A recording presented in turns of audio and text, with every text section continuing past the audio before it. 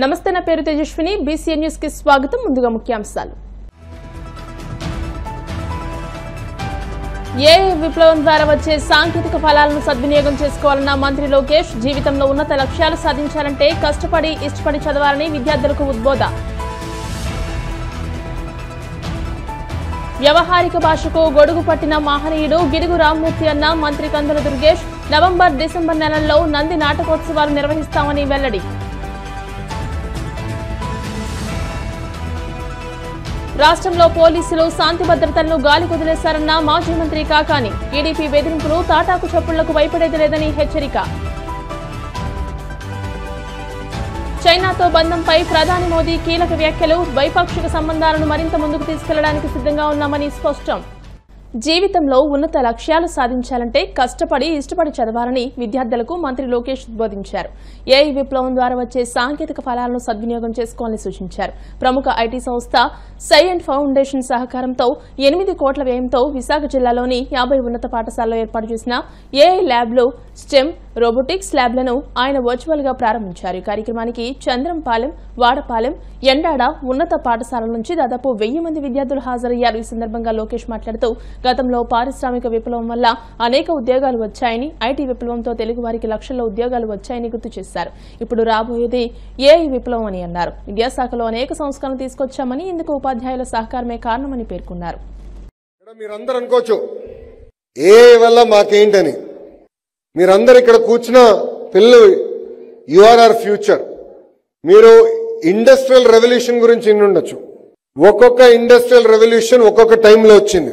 ఆ industrial revolution వల్ల చాలా మందికి ఉద్యోగాలు, ఉపాధి కల్పించారు. ఐటీ రంగం వల్ల చాలా మందికి, ఒక ఆంధ్ర రాష్ట్రంలోనే కాదు, తెలంగాణలో కాదు, భారతదేశంలోనే ప్రపంచంలో తెలుగు వాళ్ళకి మెరుగైన అవకాశాలు వచ్చినాయి. ఇప్పుడు ఒక ఇండస్ట్రియల్ రెవల్యూషన్ రాబోతుంది. ఆ ఇండస్ట్రియల్ రెవల్యూషన్ పేరే ఏఐ, ఆర్టిఫిషియల్ ఇంటెలిజెన్స్. ఈ ఏఐ వల్ల మనం చేస్తున్న రెగ్యులర్ పనులన్నీ కూడా టెక్నాలజీ చేసే పరిస్థితికి వచ్చింది. సో మారుతున్న క్రమంలో మన కరికులంలో మార్పు రావాలి, మన ల్యాబ్స్ లో మార్పు రావాలనేది బలంగా ప్రభుత్వం నమ్ముతుంది. అందుకే మీరు చూస్తే మీ టెక్స్ట్ బుక్స్ అప్గ్రేడేషన్ దగ్గర నుంచి, ఎగ్జామినేషన్ ఫార్మాట్ మార్చే దగ్గర నుంచి అనేక సంస్కరణలు మీకోసం మేము తీసుకొచ్చాం. ఒకసారి కానీ మనం చూస్తే ఇండస్ట్రియల్ రెవల్యూషన్ లో ప్రింటింగ్ ప్రెస్ కీలకమైన పాత్ర వహించింది. ఏకంగా ఎలక్ట్రిసిటీ, ఆటోమోటివ్, ఏరోప్లేన్స్, వ్యాక్సిన్స్, ఇట్లా అనేక టెక్నాలజీస్ వల్ల మ్యాన్ కైండే ముందరికెళ్లే పరిస్థితి. అలాంటి టెక్నాలజీ మళ్ళీ ఈరోజు ఏఐ మనకి చూపిస్తుంది. నేను ఇక్కడున్నా మిమ్మల్ని అందరినీ ఒక విషయం ఆలోచించమంటున్నా. ఏఐ ద్వారా మనం ఎదుర్కొంటున్న ఏ సమస్య మనకి పరిష్కారం దొరుకుతుంది. ఏ టెక్నాలజీ వాడి నాతో ఉన్న మా స్నేహితులు కానీ, లేదంటే మా ఇంటి పక్కనున్న కుటుంబాల్లో జీవితాల్లో ఎలాంటి మార్పు తీసుకురాల్సిన విషయం ఒక్కసారి మిమ్మల్ని అందరినీ నేను ఆలోచించమంటున్నా. ఈరోజు నేను ఒక స్కూల్కి వెళ్ళి అక్కడ ల్యాబ్లో చూసా, పిల్లలు ఏఐ వాడి వాటర్ ఎలా మొక్కలకి అందించాలనేది కూడా చూపించారు. నీరు పడితే విండ్ స్క్రీన్ వైపర్ ఆటోమేషన్ ఎలా చేయొచ్చు అనేది కూడా వాళ్ళు చాలా సింపుల్ గా నాకు ఎక్స్ప్లెయిన్ చేశారు. నేను ఇక్కడున్న పిల్లలందరికీ 2-3 విషయాలు చెప్పాలనుకుంటున్నా. జీవితంలో మనందరూ ఒక లక్ష్యం పెట్టుకోవాలి. అంటే 5 సంవత్సరాల్లో మీరు ఎక్కడ ఉండాలనుకుంటున్నారు. సో ఫర్ ఎగ్జాంపుల్ 10th క్లాస్లో ఎంత మార్కులు తీసుకొద్దాం, దాని తర్వాత మనం ఇంజనీరింగ్ ట్రాక్ వెళ్దామా, అంటే ఎంపీసీకి వెళ్దామా, బైపీసీకి వెళ్దామా, ఎంబైపీసీకి వెళ్దామా, లేదంటే సిఈసీకి వెళ్దామా, ఇతర ట్రాక్స్కి వెళ్దామని ఇప్పటి నుంచే మనం ఆలోచించాలి. ఒక టార్గెట్ పెట్టుకోవాలి. ఆ టార్గెట్ కోసం అహర్నిశలు కష్టపడాలి. టార్గెట్ సాధించడం అంత ఈజీ కాదు, చాలా కష్టపడాలి. కేంద్రంలో ప్రధానమంత్రి గారు కానివ్వండి, రాష్ట్రంలో ముఖ్యమంత్రి గారు కానివ్వండి, ఇద్దరు అహర్నిశలు కష్టపడుతున్నారు కనుకనే మన జీవితాలు మనం ముందరికి తీసుకెళ్ళగలుగుతున్నాం. దేశం సరైన దారిలో నడుస్తుంది. కష్టపడాలి. కానీ మనం అనుకుంది ఎప్పుడు సాధించలేకపోవచ్చు, బాధపడకూడదు. ఒక ఫెయిల్యూర్ జరిగితే జీవితంలో అది మనలో కసి పెంచాల, ఫైర్ రావాలా. ఎస్, నేను అనుకుంది సాధిస్తానని ఆ రోజు నుంచి మీరు ఆలోచించాల. మనలో కసి అనేది చాలా చాలా అవసరం.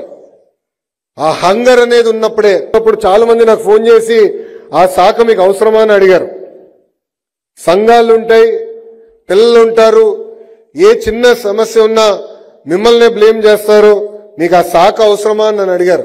ఆనాడే చెప్పా, నాకు కఠినమైన పనులు చేయాలంటే చాలా ఇష్టం, తప్పనిసరిగా విద్యాశాఖ మంత్రి అవుతాను, వ్యవస్థలో మార్పు తీసుకొస్తా, మన పిల్లల భవిష్యత్తు మార్చే బాధ్యత నేను తీసుకుంటానని చెప్పాను.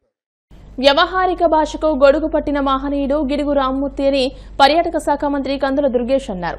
నవంబర్, డిసెంబర్ నెలల్లో నంది నాటకోత్సవాలు నిర్వహిస్తామని వెల్లడించారు. గిడుగు రామ్మూర్తి 162వ జయంతిని పురస్కరించుకుని రాష్ట్ర ప్రభుత్వం ఆధ్వర్యంలో విశాఖలో నిర్వహించిన తెలుగు భాషా దినోత్సవానికి ఆయన ముఖ్య అతిథిగా హాజరయ్యారు.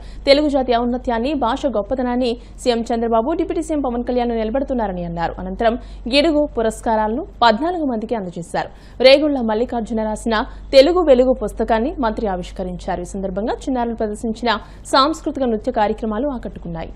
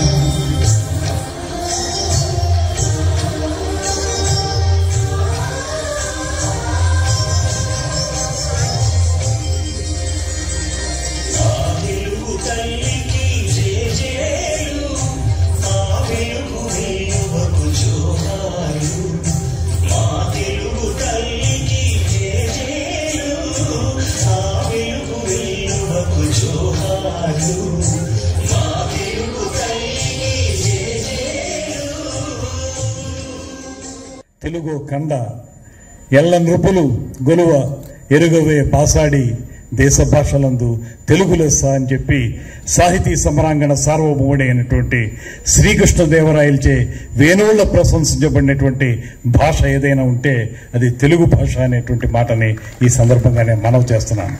ఈ భాష మాట్లాడి భాషని గొలిచారు వాళ్ళందరూ కూడా అనేటువంటి మాట చెప్పి చివరిగా ఆయన చెప్పిన మాట దేశ భాషలందు తెలుగు లెస్స అంటే అద్భుతమైనటువంటి భాష, అన్ని భాషల కంటే లెస్స అంటే గొప్పదైనటువంటి భాష తెలుగు భాష. మా తెలుగు మాస్టర్ చిన్నప్పుడు మాకు పాఠాలు చెప్తూ దేశ భాషలందు తెలుగు లెస్స నాట్ లెస్ అని కూడా ఆయన అంటే ఇవాళ లెస్స నుంచి మనం లెస్లోకి వెళ్ళిపోతున్నటువంటి సందర్భాన్ని కూడా ఆ రోజుల్లో ఆయన గుర్తు చేసేవారు. నిజానికి అటువంటి తెలుగు భాషకు సంబంధించి ఇవాళ ఆంధ్రప్రదేశ్ రాష్ట్ర ప్రభుత్వం, ముఖ్యమంత్రి చంద్రబాబు నాయుడు గారు, ఉప ముఖ్యమంత్రి పవన్ కళ్యాణ్ గారి నేతృత్వంలో తెలుగు భాషా సంస్కృతిని మనందరం కూడా నిలబెట్టుకోవాలని, ఏ భాష ఔన్నత్యంతో మనందరం కూడా ఎదిగామో ఆ భాష ఔన్నత్యాన్ని ఎల్లవేళలా కాపాడాలనేటువంటి ఆలోచనతో ఈ కార్యక్రమాలని వరుసగా ఈ కూటమి ప్రభుత్వం వచ్చిన తర్వాత ప్రతి సందర్భంలోనూ కూడా తెలుగు భాషకు సంబంధించింది, తెలుగు ప్రాచీన సంస్కృతికి సంబంధించినటువంటి అనేక కార్యక్రమాలని చేపట్టినటువంటి సందర్భం. అందులో ముఖ్యంగా గిడుగు రామ్మూర్తి పంతులు గారు ఏదైతే వ్యవహార భాషోద్యమ పితామహునిగా పేరు పొందారో ఆయన, అటువంటి గిడుగు రామ్మూర్తి పంతులు గారి పేరుతో వెలిసినటువంటి తెలుగు భాషా దినోత్సవం ఏదైతే ఉందో ఈ రోజు ఆగస్టు 29 ఈ కార్యక్రమాన్ని ఈ కూటమి ప్రభుత్వం జూలైలో ఏర్పడిన తర్వాత మొట్టమొదటి వచ్చినటువంటి కార్యక్రమంగా క్రితం సంవత్సరమే మనం మళ్లీ ఈ గిడుగు రామ్మూర్తి పంతులు గారి యొక్క జయంతిని నిర్వహించుకుని తద్వారా అనేక మంది లబ్ధ ప్రతిష్ఠులైనటువంటి సాహితీవేత్తల్ని, కళాకారుల్ని గౌరవించుకున్నటువంటి సందర్భాన్ని పునరుద్ధరించాం. ఈ ప్రభుత్వం చెబుతుంది మీరు చేస్తున్న కృషి, మీరు కళా సాహిత్య రంగాల్లో మీరు చూపిస్తున్నటువంటి ప్రతిభ మరింతకాలం మరింత మందికి అందాలి అంటే మీరు మరింత ముందుకెళ్లాల్సిన అవసరం ఉందని చెప్పడానికే ఈ చిన్నపాటి పురస్కారాన్ని ఇవాళ అందజేస్తున్నాం.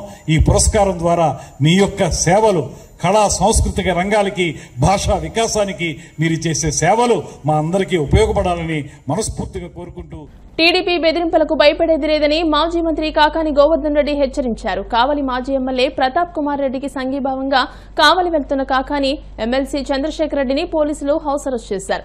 ఈ పరిణామాలపై ఇద్దరు తీవ్రంగా స్పందించారు. రాష్ట్రంలో రెడ్ బుక్ రాజ్యాంగం నడుస్తోందని ప్రతాప్ కుమార్ రెడ్డిపై అక్రమ కేసు నమోదు చేశారని ధ్వజమెత్తారు.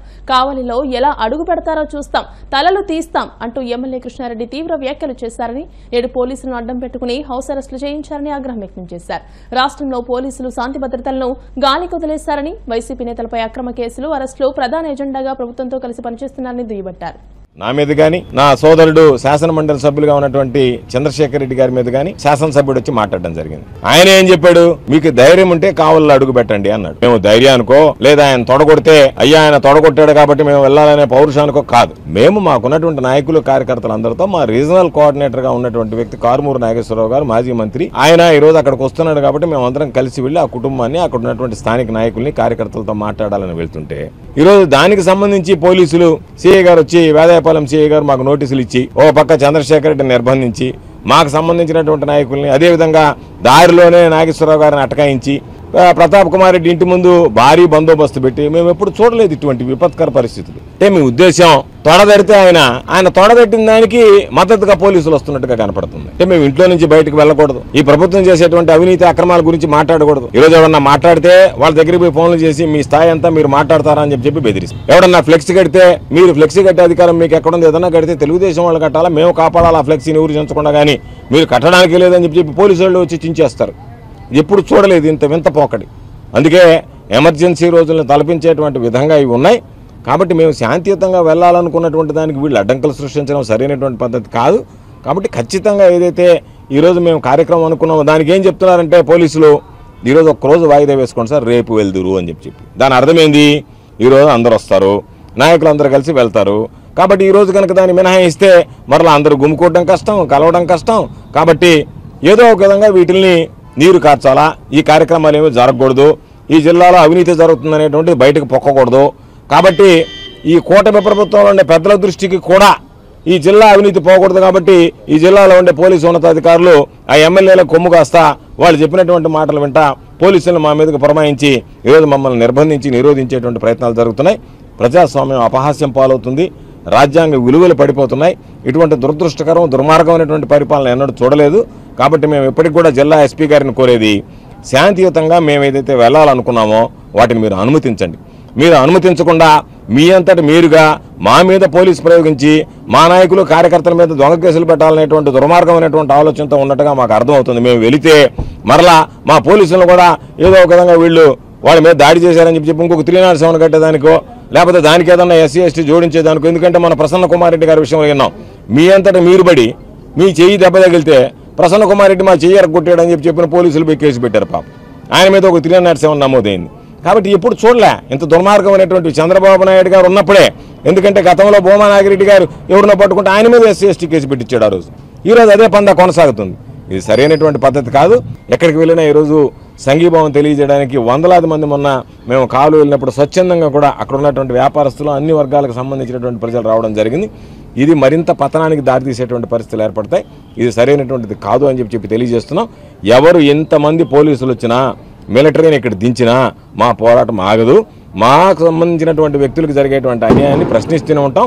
తప్పనిసరిగా దీని మీద వైఎస్ఆర్ కాంగ్రెస్ పార్టీ పోరాటం అందరితో కలిసి కొనసాగుతుంది. ఈరోజు నేను, నాతో పాటు మా సహచర శాసనసభ్యుడిగా పనిచేసినటువంటి సంజీవే గారు అందరం కూడా మాట్లాడుకుని అందరితో కలిసి నిర్ణయం తీసుకుని దీనిలో ఏ విధంగా ముందుకు వెళ్ళాలనేటువంటి దాని మీద జిల్లాలో ఉండే నాయకులు, కార్యకర్తలు, స్థానికంగా ఉండేటువంటి నాయకులు, నియోజకవర్గాలకు సంబంధించినటువంటి ఇన్ఛార్జీలు, శాసన మండలి సభ్యులు అందరితో కలిసి నిర్ణయం తీసుకుని దీన్ని ముందుకు వెళతాం తప్ప ఎక్కడా కూడా మడిమ తిప్పనటువంటి పోరాటం చేస్తాం. తప్పనిసరిగా ప్రజలకు సంబంధించినటువంటి ప్రతి సమస్య మీద వైఎస్ఆర్ కాంగ్రెస్ పార్టీ మా అధ్యక్షుడు జగన్మోహన్ రెడ్డి గారి నాయకత్వంలో కొనసాగుతుంది పోరాటం. ఇప్పుడు కాసేపు ప్రకటనలు.